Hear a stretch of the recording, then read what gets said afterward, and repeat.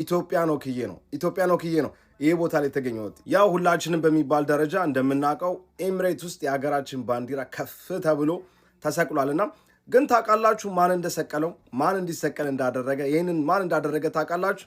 ግን ቪዲዮን ከመጀመራችሁ በፊት ኢትዮጵያዊ ሆኖ የአርሰናል ደጋፊ ለምታውቁት ሰው በሙሉ እንዳለ ላኩላችሁ። የትም ዓለም ላይ ይሁኑ ይህን ነገር ማወቅ መቻል አለባችሁ። ይህን ቪዲዮ በደንብ ሼር ኮፒ ሊንክ አድርጋችሁ ኮሜንት ላይ ሜንሽን እያደረጋችሁ ሪፖስት የሚያደርጋችሁ በደንብ አድርጋችሁ አድርሱልኝ።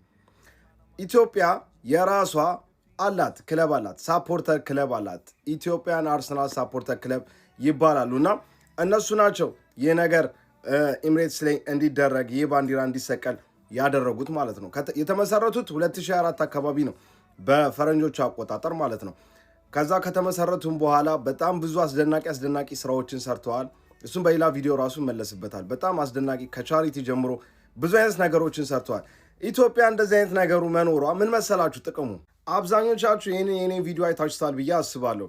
ይህ ቦታ የነበርኩበት ቦታ ተጫዋቾች ከባስ ወርደው ወደ መልበሻ ክፍል የሚገቡበት ቦታ ነውና እዚህ ጋር ያሉ ሰዎች እንዳለ በምን ምክንያት ነው እዚህ ጋር የሚመጡት መሰላችሁ? በሳፖርተር ክለብ ምክንያት አማካኝነት ነው የሚመጡት። እኔም እዚህ ጋር የተገኘሁት ኢትዮጵያን ወክዬ ነው ይሄ ቦታ ላይ የተገኘሁት። ኢትዮጵያ አርሰናል ሳፖርተርን ወክዬ ነውና እዚህ ጋር የተገኘሁት። አንዱም እንዳሳየኋችሁ የሚጠቅመን ጥቅም በደንብ ከቡድናችን ጋር በደንብ ከአርሰናል ጋር እንድንቀራረብ በተለያዩ አይነት መንገዶች ያግዘናል ማለት ነው። ይህም በጣም አስደናቂ ስራ ሰርቷልና ይህንንም ላሳውቃችሁ ብዬ ነው። በተለያየ አይነት መንገድ ለምሳሌ በየአመቱ በየሀገራቱ በሳፖርተር ክለቦች ሀገራት ባሉበት አርሰናል ባለው ሀገራት ላይ ፌስቲቫሎች ይዘጋጃሉ። እንደዚህ አይነት ፌስቲቫሎችን ኢትዮጵያም እንዲዘጋጅ ስራዎች ምናምን እየተሰራ ነው። እንደዚህ አይነት ፌስቲቫሎች ደግሞ መዘጋጀታቸው ለሀገር ቱሪዝም በቃ በተለያየ አንግል ይጠቅማል።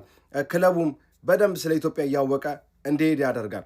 እኛም ደግሞ በሚሊዮን እንደምንቆጠር ኢትዮጵያውያን የአርሰናል ደጋፊዎችም በደንብ ያቀናል ማለት ነው አርሰናል እና እነዚህ ኢትዮጵያን አርሰናል ሳፖርተር ክለብ የሚባሉት አስደናቂ ስራዎችን ሰርተዋል። በጣም አስገራሚ ስራዎችን ሰርተዋል እና ቴንኪዩም ለማለት ነው እነሱንም። ሲቀጥልም ይህን ነገር ሁሉም ሰው ማወቅ መቻል አለበት። እኔም አሁን በቅርብ ነው ያወቅኩት ይሄ ኢትዮጵያን አርሰናል ሳፖርተር ክለብ የሚባል እንዳለ ራሱ ያወቅኩት በቅርቡ ነውና ማያውቁም ሰዎች ይኖራሉ ብዬ ነው ይህን ቪዲዮ የሰራሁትና በሌላ ቪዲዮ በደንብ አድርጌ እመለስላችኋለሁ።